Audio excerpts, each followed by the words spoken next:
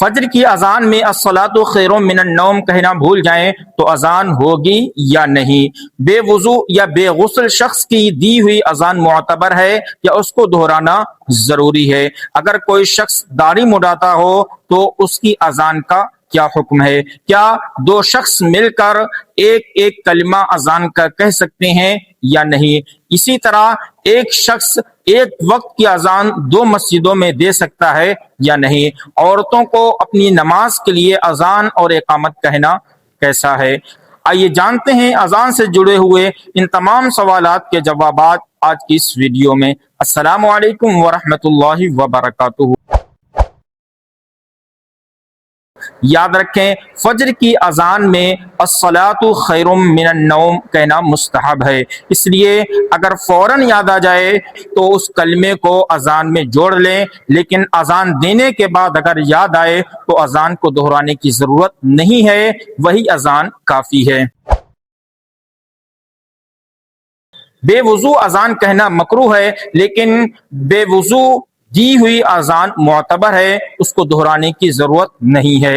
ہاں اگر کوئی شخص ناپاک ہے اور ناپاکی کی حالت میں اس نے اذان دی تو وہ اذان معتبر نہیں ہے، اس کو دہرانا ضروری ہے۔ اسی طرح جو شخص داڑھی مڈاتا ہو یا ایک مشت سے کم رکھتا ہو تو وہ شخص شریعت میں فاسق معلن ہے اور اس کی دی ہوئی اذان مکروہ تحریمی ہے، ایسی اذان کو دوبارہ کہنا واجب ہے۔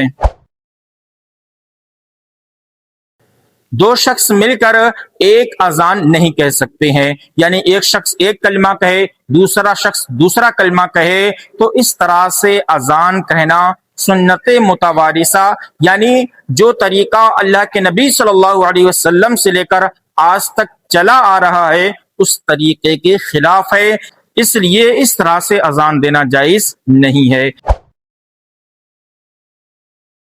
اسی طرح ایک شخص ایک وقت میں ایک ہی مسجد میں اذان دے سکتا ہے، ایک سے زیادہ مسجدوں میں ایک وقت کی اذان دینا مکروہ ہے۔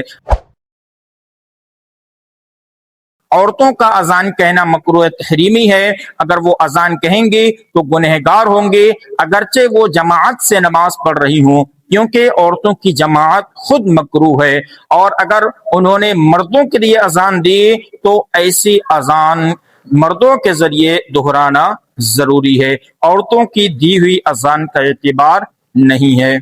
اگر یہ مسائل آپ کی سمجھ میں آ گئے ہوں تو اس ویڈیو کو لائک کریں، شیئر کریں اور ہمارا چینل نور کی باتیں سبسکرائب کریں۔ جزاکم اللہ خیرا۔